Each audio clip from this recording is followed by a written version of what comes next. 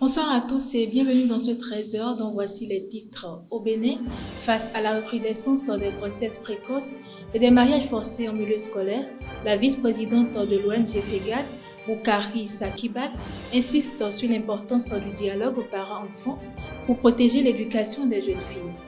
À l'international, Ouman Henri Gawot dénonce une recrudescence des violences dans la région de Tillabéri au Niger, où 127 civils auraient été exécutés par le groupe État islamique au Sahel entre mars et juin 2025.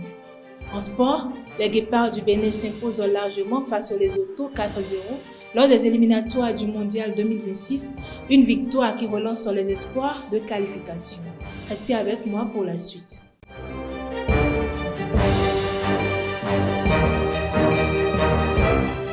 Pour lutter contre la recrudescence des grossesses précoces et des mariages forcés en milieu scolaire, la vice-présidente de Femmes guerrières d'Afrique pour le développement, FEGAD ONG, Boukari Sakibat, rappelle la nécessité d'un dialogue sincère entre parents et enfants.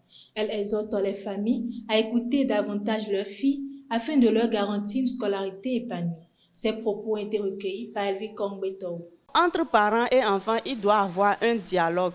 C'est ce dialogue qui permet à l'enfant d'être à l'aise et à des moments donnés, quand il a une situation, il peut avoir le courage d'aller vers les parents pour avertir très tôt. Et cela peut même éviter les grossesses précoces et les mariages précoces. Et puis en dehors de ça, au niveau des écoles, si vraiment on peut initier des programmes de sensibilisation ou bien initier des cours typiquement sur la sensibilisation des filles, sur les grossesses précoces et les différents maux qui freinent l'éducation des filles, ça serait une très bonne chose. Parce que lorsque l'enfant connaît ses droits, par exemple, connaît les différentes violences auxquelles il peut faire face, il est averti et il pourra mieux faire face. Lorsqu'il est en face d'une situation, il peut vite s'en sortir. On dit souvent que les enfants sont les adultes de demain. Donc, si nous voulons de bons adultes, de bons citoyens, cela dépend de nous parce que c'est nous qui donnons naissance aux enfants. Donc, les enfants, c'est nous qui allons les éduquer de telle manière qu'ils aient une base. C'est vrai que tout ne s'acquiert pas à la maison, mais il faut au moins donner le minimum à la maison pour que, une fois à l'extérieur de la maison, la fille puisse utiliser les valeurs qu'elle a et qu'on lui a apprises à la maison pour pouvoir faire face à certains défis. Donc, à ce niveau, moi, je mets l'accent surtout sur le dialogue parent-enfant. Lorsqu'il y a dialogue entre parents et enfants, l'enfant se sent en sécurité et n'a plus un meilleur ami que peut-être sa maman qui échange beaucoup avec elle ou peut-être son papa qui échange beaucoup avec elle. Donc, si nous pouvons accentuer, maximiser, prioriser les dialogues parents-enfants, je pense que nous pouvons régler beaucoup de choses. Souvent confondus, la Gani et le Maouloud sont pourtant deux fêtes distinctes. Leur célébration simultanée alimente l'amalgame dans l'opinion. Pour lever toute ambiguïté, le professeur Biobigou, titulaire des universités du CAMES, apporte des éclaircissements. Il s'est confié au micro de Mouidine Lawani et Marcel Coty. La fête de la Gani, comment ça a commencé? Ça fait environ 1000 ans que la fête de la Gani a environ 1000 ans. Et lorsque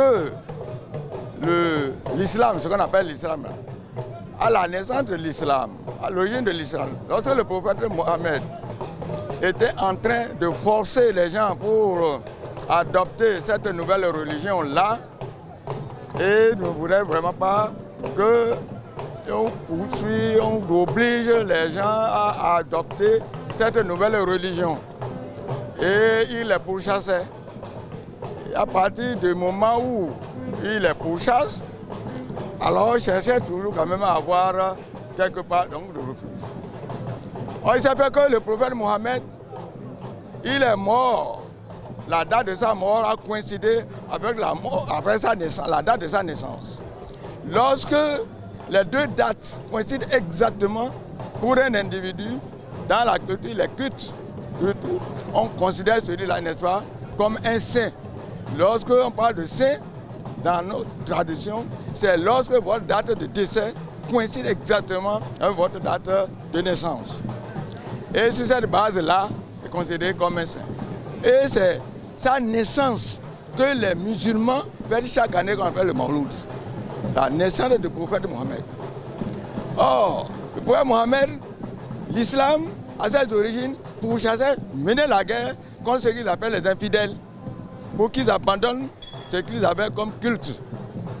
Et le peuple abandonne tous ceux qui organisent la gagnée là.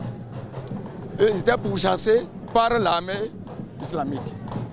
Lorsqu'ils ont appris la mort du prophète, lorsqu'ils ont appris que le prophète est vraiment mort, donc celui-là qui était à la base de leurs problèmes, alors ils sont contents d'apprendre cette mort-là. Donc c'est cette mort-là qu'ils célèbrent chaque année pour montrer qu'ils sont contents que celui-là qui les obligeait à adopter cette nouvelle religion est parti. Et comme les deux dates ont coïncidé, donc les musulmans ont fait la naissance et les infidèles qui ont refusé d'embrasser l'islam fêtent sa mort.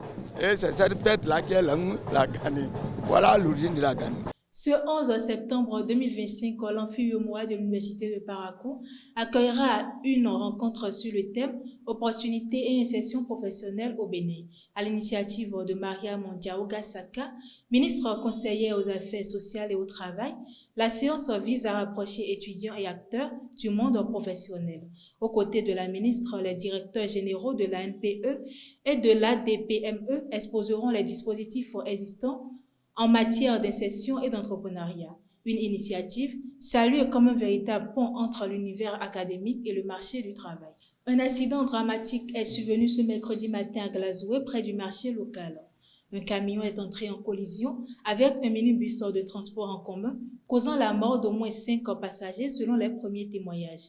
Le véhicule revenait de l'église catholique Saint-Joseph. Plusieurs blessés ont été transférés en urgence vers les centres de santé. Ce drame survient un mois seulement après un autre accident meurtrier dans les collines qui avait coûté la vie à plus de 45 personnes. Hors de nos frontières, la ville de Nutoyo, dans le nord Kivu, a été la cible d'une attaque meurtrière dans la nuit du 9 septembre 2025. Selon la société civile, au moins 112 personnes, dont des femmes et des enfants, ont été tuées par des combattants ADF MOTM affiliés à l'État islamique. Les assaillants ont incendié autant pour moi 14 maisons et attaqué un lieu de deuil, décimant plusieurs familles. Les habitants, indignés par l'inaction malgré les alertes lancées une semaine plus tôt, réclament des réponses et des mesures concrètes de la part des autorités congolaises. Women Ring Watch alerte sur la recrudescence des violences dans la région de Tillabéri au Niger.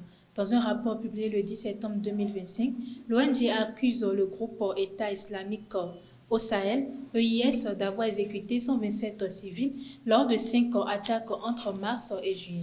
Témoignage à l'appui, HRW dénonce des massacres d'une extrême brutalité. Exécutions sommaires, villages incendiés et populations accusées de collaboration avec l'armée nigérienne. L'organisation appelle les autorités à assurer la protection des civils, enquêter et poursuivre les responsables de ces crimes. Sport pour boucler cette édition à Abidjan, les Guépards du Bénin ont écrasé le Lesotho 4-0 ce mardi 9 septembre lors de la 8e journée des éliminatoires. Steve Mounier a marqué un but à la 7e minute, Andreas Mutondi à la 23e minute, Hassan Imourano à la 33e minute et Junior Laitan à la 67e minute. Avec 14 points au compteur, le Bénin garde intactes ses chances de qualification à 2 journées de la fin. En stage à Lomé depuis une semaine, les Guépards U17 peaufinent leur préparation pour le tournoi qualificatif de la CAN U17 prévu du 20 septembre au 3 octobre 2025 en Côte d'Ivoire. Encadrés par le sélectionneur Ibrahim Da Silva, les jeunes béninois ont disputé 2 matchs amicaux contre le Togo, 1-1 à chaque fois, et enchaînent avec des séances tactiques. Logés dans le groupe B, ils affronteront le Burkina Faso et le Nigeria. Mesdames et messieurs, merci de m'avoir suivi, c'est tout pour ce 13h et à très bientôt.